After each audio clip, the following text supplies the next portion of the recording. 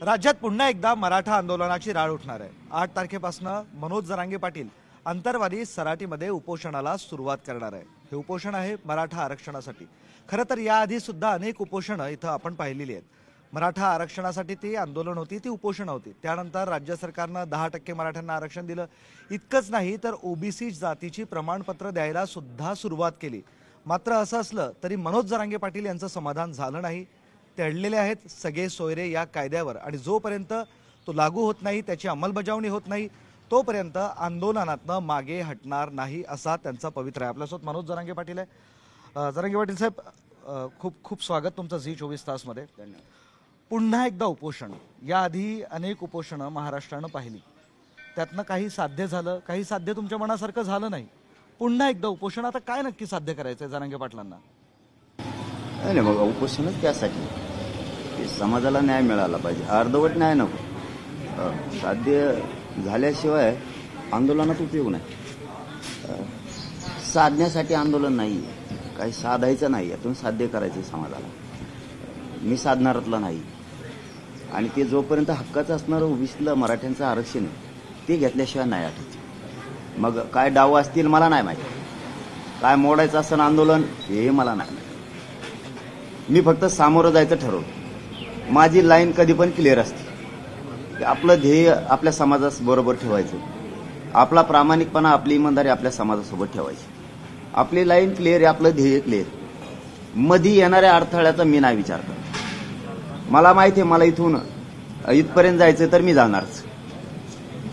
मध्ये किती अडथळे निर्माण केले तरी मी जाणार। मला माहिती आहे आता हे आमरण उपोषण मी पुकारलंय, सरकार हल्ला घडून पुन्हा आणणार हे मला माहिती आहे। मला त्याची चुणूक लक्षात आली, काय प्रकार सुरू आहे, काय प्रयोग सुरू आहे।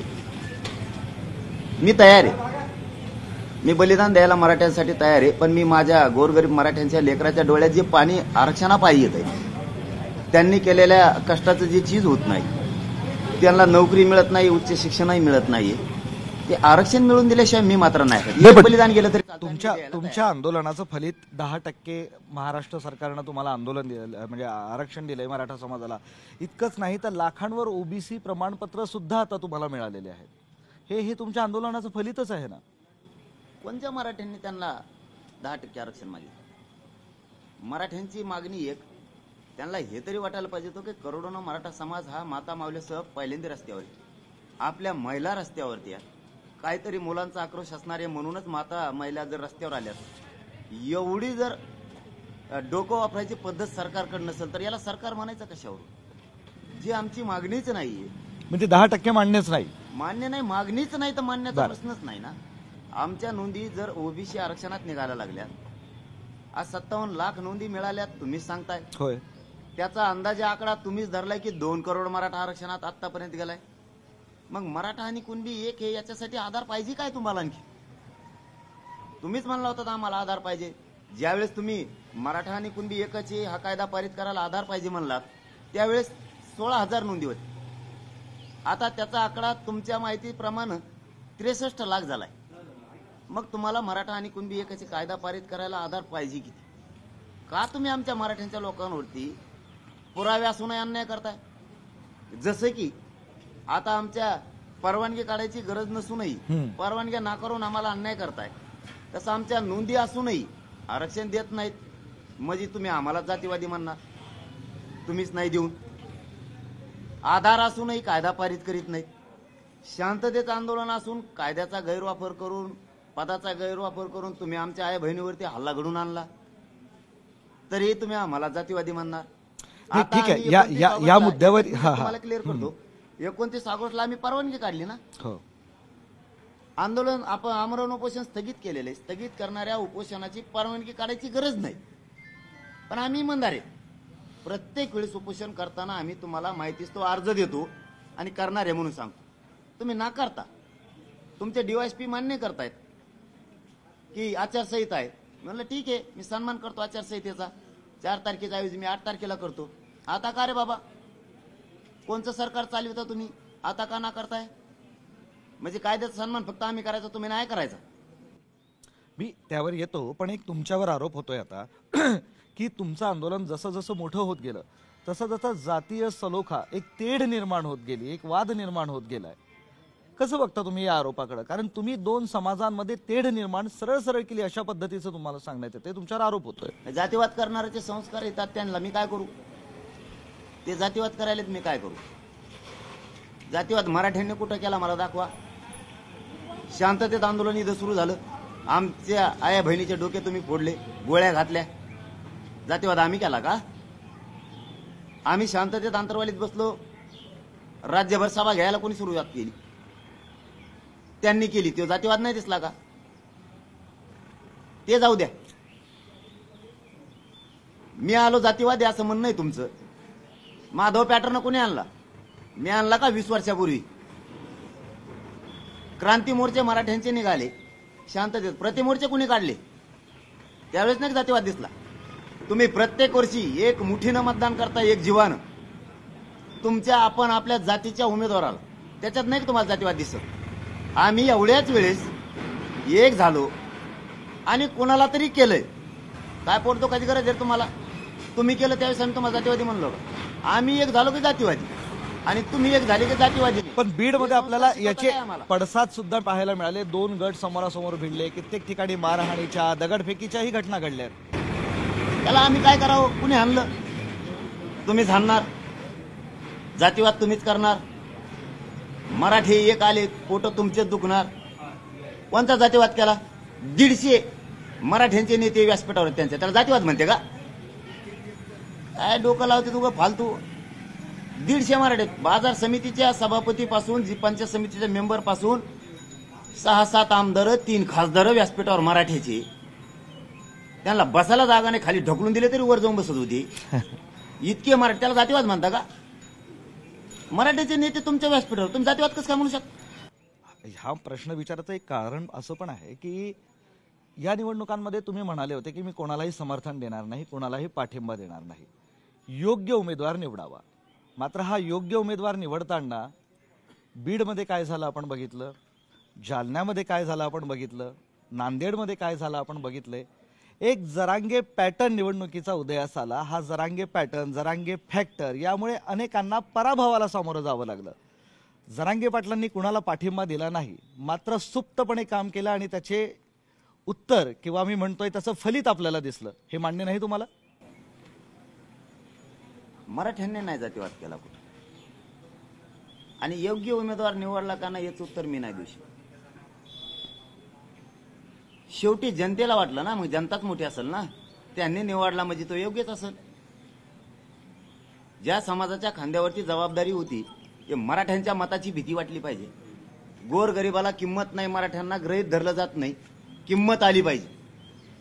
कोणाला पाडा, कोणाला निवडून आणा, पण मराठ्यांच्या मताची भीती वाटली पाहिजे. इथून पाठीमागं म्हणलं जायचं आम्हाला त्यांची गरज आहे, मराठ्याची तुमची गरज नाही, ते मात्र मोडून काढा. 2-3 गोष्टी माझ्या मराठ्यांनी केल्या. एकजूट झाला, सभेचं रूपांतर मतात होत नव्हतं ते केलं, आणि एक जीवानं मतदान केलं म्हणजे मताची भीती झाली. जरांगे फॅक्टर चालला. मराठ्यांना किंमत नव्हती ती आली. माझं ते स्वप्न होतं कधी केर कचऱ्यासारखी किंमत द्यायची सवय आणला, आणि त्याच मराठ्यांनी यांना मोठं केलेलं आणि त्यांनाच अशी किंमत द्यायची. यावेळी झटका दाखवला, लेकराच्या बाजूने उभा राहिले. काय वाईट नाही केलं मराठ्यांनी, लेकराच्या बाजूने, लेकराच्या भविष्याच्या बाजूने उभा राहिले.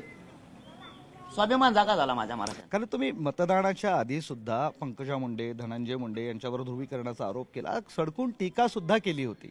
याचाही फटका कुठेतरी बसलाच असेल ना? मी कुठं आधी केली? माझ्या बाईट यात मी त्यांना आधी सांगितलं होतं. ते आता विषय संपलेला आहे, तो काढूच नका, झाला गेला विषय. पण मी त्यांना सांगितलं होतं माझ्या नादी लागू नका, मी दोघा बहीण भावांना विरोधक मानत नाही. त्याच्यानंतरही बोलले ते, त्यामुळं मी पण पाडा म्हणलो नाही ना. ठीक आहे, तुम्ही योग्य उमेदवार निवडा म्हणाले. बरं, हा निवडलेला योग्य उमेदवार निवडून आल्याबरोबर मध्यरात्री तुमच्याकडे येतो आणि तुमचे आभार व्यक्त करतो, मग यातनं काय बोध घ्यायचा? त्यांना काय येऊ नका म्हणलं का निवडून बाकीच्याला आलेलं? त्यांचे नाही का आले? त्यांचे बी आले. त्यांना नुसत्या काड्याच करायचे, मराठी डावचायचे, त्यांना येऊ नका म्हणलं की हे व्यासपीठ सगळ्यांचं आहे. अच्छा, या अंतरावरील कोणी येऊ शकतो, इथं नाही नाकारू शकत मी त्यांना, इथं कोणी येऊ शकतो. ते आले, त्यांना मी तर ढकलून नाही लावू शकत. तुम्ही या, तुम्हाला यायचं नाही, तुम्ही पोलिसाला घेऊन काट्या पाठीदा, मग ते होणारच. पण बीडमध्ये हा रंग खूप जास्त रंगला होता. बरं, निवडणुकीच्या आधी सुद्धा ते पाहिलं आणि आता सुद्धा त्याचे पडसाद उमटत येतो थोडे बहुत. चुकीचं आहे. मी सांगतो तुम्हाला, मराठा बीडचा कधीच जातीवादी असण्याचं कारण नाही. कारण इतक्या वर्षी त्यांना निवडून पण दिलं.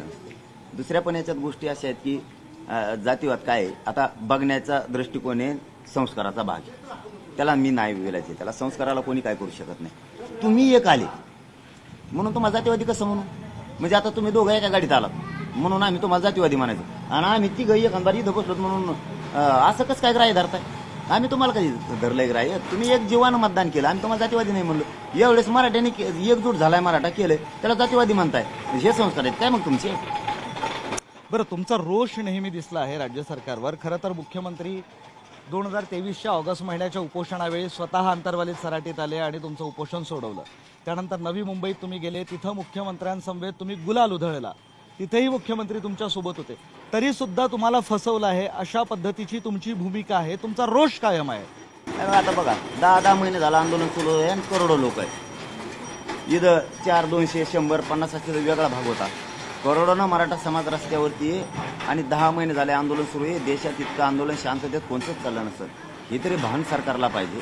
आणि जी मागणी केली ती देत नाहीत. आता सगळ्या स्वारीची अंमलबजावणी अधिसूचना काढून 5 महिने झाले. याच्यापेक्षा किती वेळ द्यायचा तुम्हाला? 5 महिने झाले, थोडी थाडकी दिवस नाही झाली. आज ऍडमिशन होणार आहेत उद्या सुरू आमच्या पोरांचे 8-15 दिवसात. म्हणजे तुम्हाला याच्यात आमचं वाटोळं करायचं आहे, आणखी असून द्यायचं नाही. म्हणजे ही कोणती पद्धत आहे? मी नाही थांबू शकत. मी माझ्या समाजाच्या बाजूने लढणार आहे. तुम्ही किती डाव टाकले? म्हणजे तुम्हाला फसवलं म्हणायचं? 100% ना. कोणी फसवलं? कोणी? मग नक्की सरकारच ना. कुणाचं नाव? जसा रोष तुमचा उपमुख्यमंत्र्यांवर होता, त्यांच्यावरती आणखीनही विश्वास की शिंदे साहेबांनी आणि फडणवीस साहेबांनी आमचं ठरल्याप्रमाणे आरक्षण द्यावं. आम्हाला बाकीच्या गोष्टीत पडायची गरज नाही. आम्हाला राजकारणात पण पडायचं. तुम्ही विनाकारण समाजावर माझा अन्याय करू नका. आणखीन तरी चाललेल्या काड्या जरा थांबा. लयच काड्या करायची सवय लागली तुम्हाला, जरा ते थांबा थोड्या. तुम्ही माझ्या संग काड्या करू नका, कारण मी तुम्हाला हरू शकतो. मी तुम्हाला यश नाही येऊ द्या. कोण करताय? कोण काढ्या? कोण करताय? नमुने आहेत ना, यांना दमत निघत नाही. तुमचा रोष उपमुख्यमंत्र्यांवर आहे काय? त्यांना शत्रू नाहीत ते आमचे. ते सत्य ते जर सत्तेत नसते तर आम्ही कायला बोलणार त्यांना? ते सत्य देत. पालकत्व राज्याचं त्यांच्याकडे. पण इतका रोष मुख्यमंत्र्यांवर नाही दिसला. ते चूक केली की सोडत नाही मी, त्यांना सुद्धा सोडेल. उपमुख्यमंत्र्यांचं चुकलं, धोपाटलं बी, परत केसही केल्या. मागे घेतो म्हणले तर आता लाखाच्या पुढे आकडा गेलाय राज्यात. कोणावर बी केसेस ते दमच धरीत नाहीत. आमचेच लोक फोडणार, त्यांना पत्रकार परिषदा घ्यायलो ना, आम्हाला बदनाम करणार. तुम्ही कुठे नाही थांबवा ना. आम्ही तुम्हाला कधी विरोधक शत्रू मानले? आता काड्या सुरूच आहेत पुन्हा बी. माझं म्हणणं आहे बाबा, सरकारला तुम्ही काड्या करू नका. मला काय राजकारणाकडे जायचं नाही, माझं आरक्षण द्या. पण तुम्ही नाही दिलं ना, 288 उमेदवार उभा करा. हो, तुम्ही म्हणताय राजकारणात जायचं नाही, राजकारण माझा भाग नाही, पण विधानसभेत येणाऱ्या निवडणुकीत पूर्ण ताकदीने तुम्ही उतरणार आहात. मग आता नाही दिल्यावर काय करणार? मला गोरगरीब मराठीला देणार तर बनावं लागेल. तुम्ही देत नाहीत म्हणल्यावर तुम्ही दिल्यावर जाणार नाही म्हणतोय ना मी. सावध करायला तुम्हाला. सावध कोणी करत नसतं. एवढं मोठं आताचं कांड घडल्याच्या नंतर माणूस हवेत राहील आणि म्हणून सत्तेत बसा. मी सावध करायलोय. मला तिकडे जायचं नाही, माझ्या समाजाला जायचं नाही. आमचा उद्देश नाही. आमचं आरक्षण आम्हाला द्या, आम्हाला आमचे लेकरं मोठे करायचे. मी सावध करायलोय तुम्हाला. तुम्ही नसन होणार तरी काड्याच करताय. मी तुम्हाला बार बार सांगतो, तुम्ही काड्या करू नका. आंदोलन मोडून काढायचा प्रयत्न करू नका. आणि आता तर फडणवीस साहेब सांगतो, तुम्ही त्यांना हातात पडूच नका. आता तर आंदोलन मोडायच्या आणि हल्ला घडवण्याच्या भानगडीत पडूच नका. तुमच्या आयुष्यातला तुमच्या सगळ्यात मोठा पश्चातापाचा दिवस तुमच्यासाठी उघड. तुम्ही त्या भानगडीत पडूच नका. तुम्ही गोडी गुलाबीने आंदोलन हाताळा आणि काड्या करायला जरा बंद करा. तुम्ही या निवडणुकीतही धडा शिकवला अशी एक चर्चा आहे त्यांना. आता त्यांनी ठरवलं, पण काड्या बंद करावं जरा. काड्या जर बंद केल्या ना, मी असा खोटा ठोकीन. सोल बांधून ट्रॅक्टरने जरी वाढला तुम्ही, तरी तुम्हाला निघणार नाही. माया नादी लागू नका तुम्ही. हा, कारण मी माझ्या समाजाशी प्रामाणिक, मी वाटलो माझ्या समाजाचं नाही होत. कारण तुमच्या उद्याच्या आंदोलनाला सुद्धा पोलिसांनीच परवानगी नाकारलेली आहे पुन्हा एकदा. नाही, आता देवेंद्र फडणवीस साहेब शेवटी काय, कायदा फक्त जनतेसाठीच. जनतेने मात्र कायदा पाळायचा, त्यांनी पाळायचा नाही. त्यांना जसा उधळायचा तसा त्यांनी उधळायचा. हे मी बार बार खपून घ्यायला मोकळा नाही. मी 4 तारखेला सन्मान केला होता कायद्याचा, आचारसंहितेचा. डॉक्टर बाबासाहेब आंबेडकरांनी घटना लिहिली, त्या घटनेचा सन्मान करणं माझी जबाबदारी होती. ती मी केलेलं आहे. तुम्ही बार बार तुम्ही गैरवापर करणार ना, आम्हाला सांगणार तुम्ही कायदा पाळत नाही, ते मान्यच नाही मला. मी 8 तारखेला बसणारच आणि 10 वाजता बसणार आहे. तुम्हाला ज्याला यायचं त्यांनी या, गोळ्या घाला, हल्ला करा, मी तयार. मी नाही उठ. तुम्ही भूमिकेवर ठाम आहात. उठतच नाही तर बाकीचं काय? तुम्ही असं गैरवापर करणार तर मी कसं मान्य करणार? माझ्या मराठ्यांच्या पोरांचे मुर्दे पडायला लागलेत. आमच्या आई भाण्याच्या कंपाळाचं कुंकू पुसलं, आत्महत्या केल्यात पोरांनी. करोडोनं पोरं आज सुशिक्षित बेकार म्हणून पडले. आमच्या आईबापाने यासाठी पोरं शिकून स्वप्न बघितलेलं नाहीये. मी मरायला तयार आहे, येऊ दे त्यांचं कोण कोण यायचे, मी तयार आहे, मी नाही हटणार. तुम्ही काय त्याचा गैरवापर कसा करू शकता? कारण मी आत्ता अंतरवाली सराटीत आलो, मला स्वागताला म्हणजे SRPFची एक तुकडी बाहेर उभी आहे, पोलिसांचा एक मोठा फौज फाटा आहे, म्हणजे जवळपास 50-100 वर पोलीस इथपर्यंत पोहोचलेले आहेत. आणि फडणवीस साहेबाचा प्रसाद असतो प्रत्येकासाठी. अच्छा, त्यांनी ते ठरवून केलेलं आहे. मी म्हणन ते कर, नाही तर आम्ही हानीत असतो, ते त्यांचं ठरवून आहे. त्याच्यामुळे आम्ही भेट नसतो. हा, तुम्ही हानीत असता तर आम्ही बी भेट नसतो, आम्ही बसत असतो.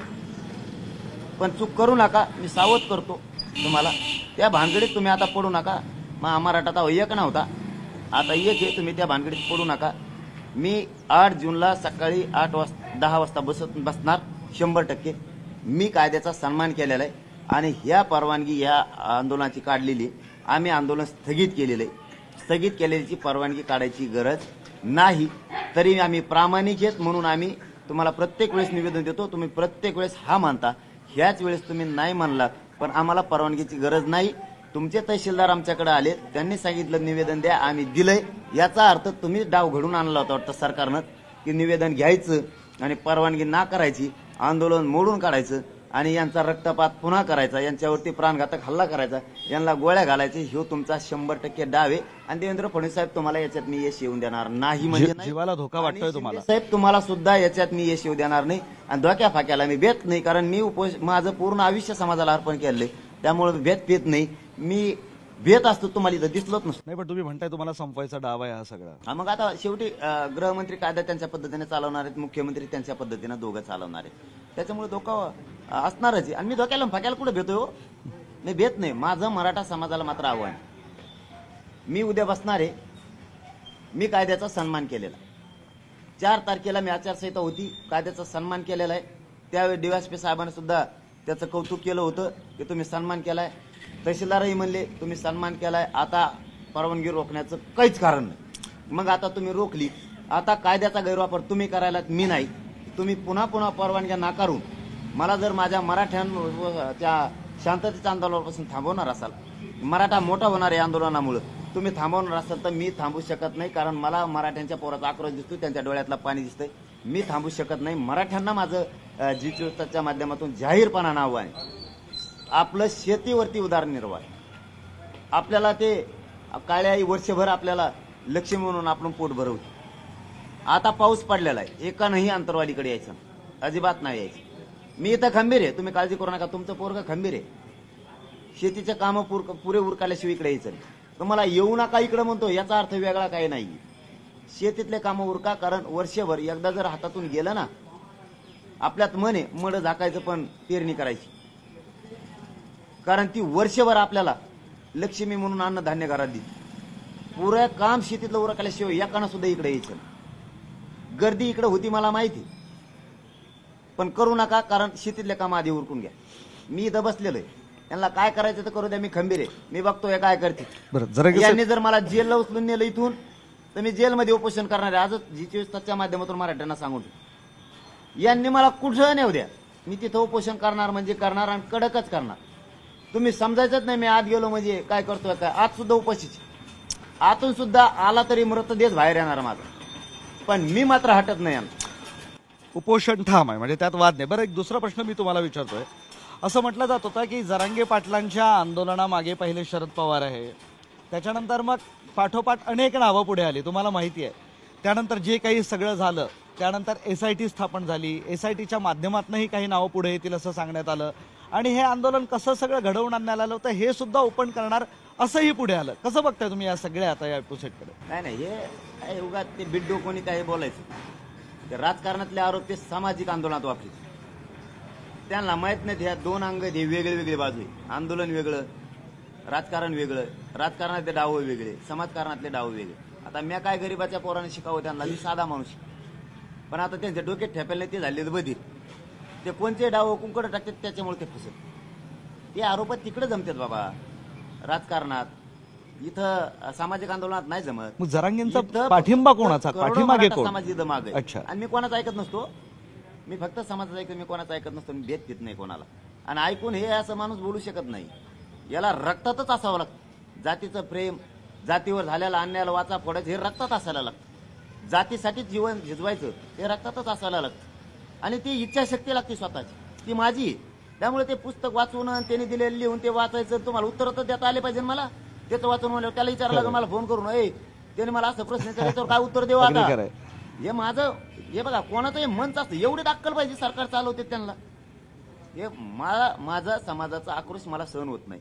माझ्या समाजावर अन्याय झालेला आहे तो मला सहन होत नाही. माझ्या पोरांच्या डोळ्यात इतकं शिकूनही पाणी आहे ते मी नाही बघू शकत. आमच्या समाजावर होणार अन्याय मी नाही बघू शकत. हे या रूपातून माझ्या रक्तात मराठा समाजाचं प्रेम भिनलेलं आहे. आणि माझी निष्ठा आहे माझ्या समाजावर. मी समाजाला दैवत मानतो. मी इमानदार आहे माझ्या समाजाशी. तुम्ही माझी इमानदारी नाही हो पैशात आणि फेशात विकत घेऊ शकत. तुम्ही इथं मंडप भरून जरी नोटा आणून ठेवल्या ना भरून फुल तरी मी फुटू शकत नाही फुटू शकत. ते मंत्री फक्त माझ्या पुढं काही विषयच नाही. मग तर आता फुकट खासदार झालो असतो मी. एवढी लाट होती. लोक तर म्हणतात मपलीच लाट आहे. मग मीच झालो असतो.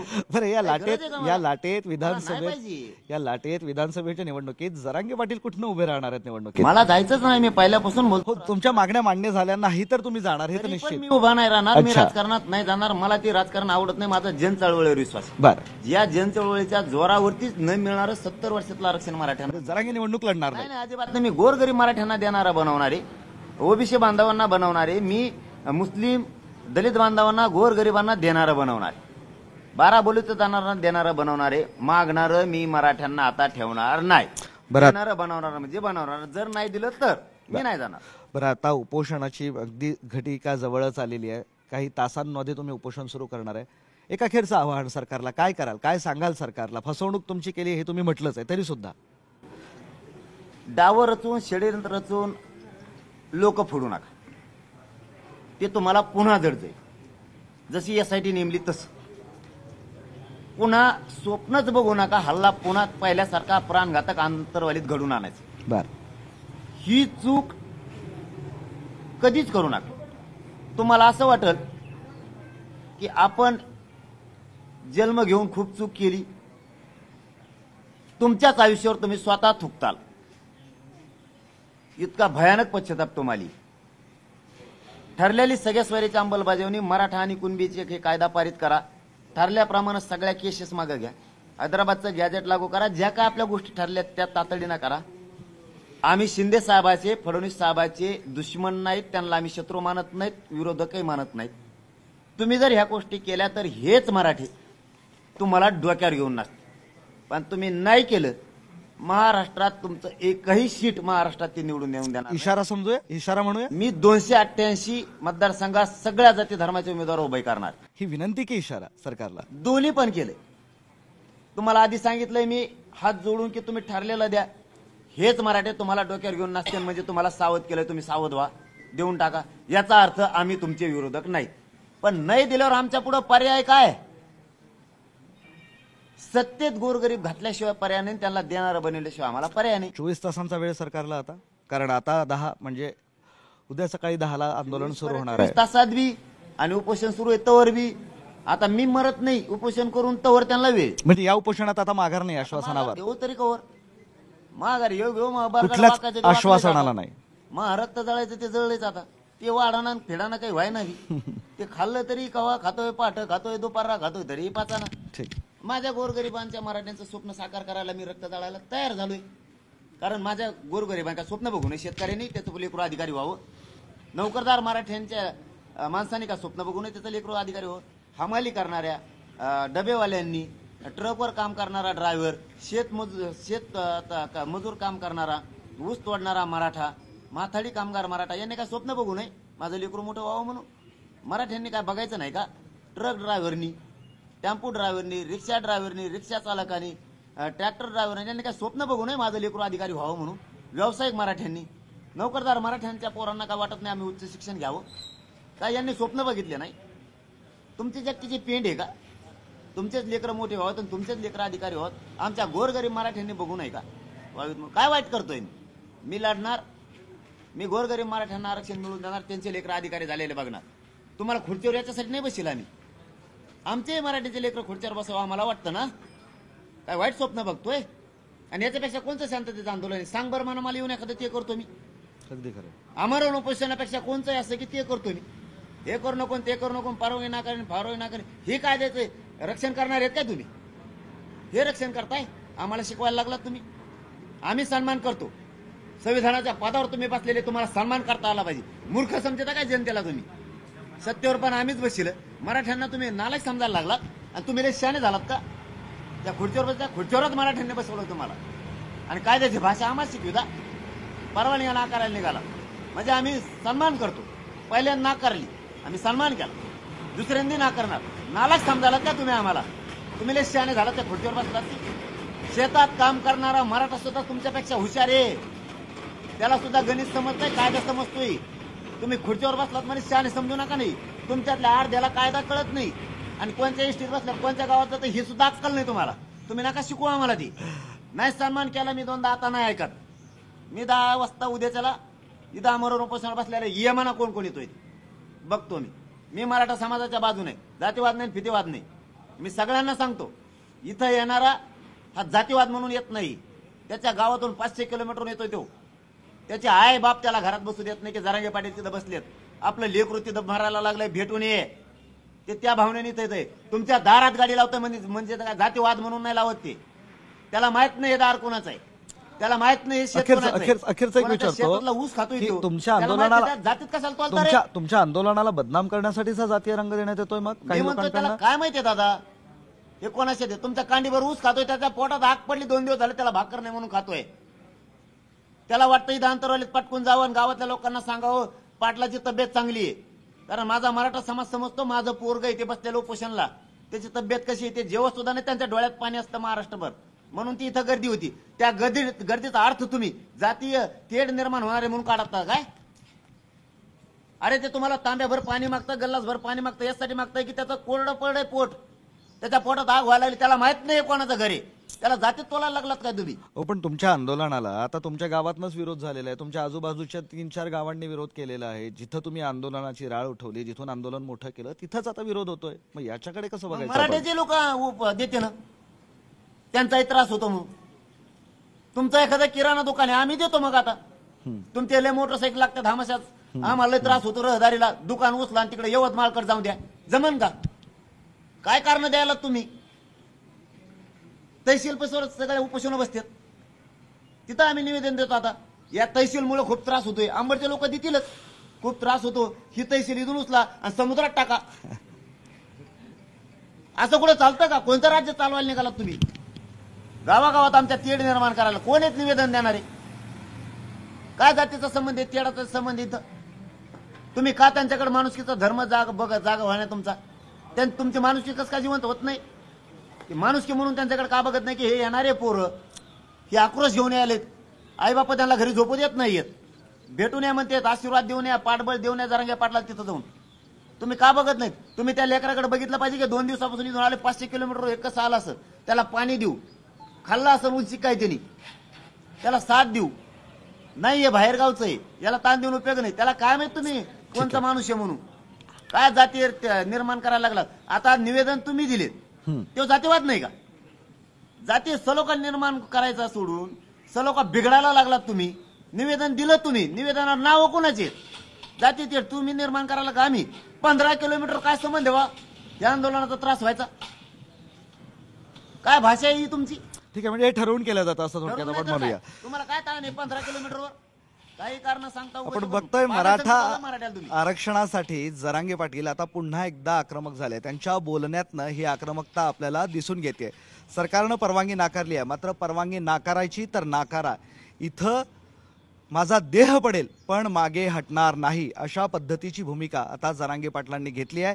आणि 8 तारखेपासून पुन्हा एकदा मराठा आरक्षणासाठी ते आमरण उपोषण करताय. आता बघूया सरकार नक्की या आंदोलनाला कसं सामोरं जातं ते. या मुलाखतीत इतकंच. जरांगे पाटील साहेब धन्यवाद. पाहत राहा झी 24 तास.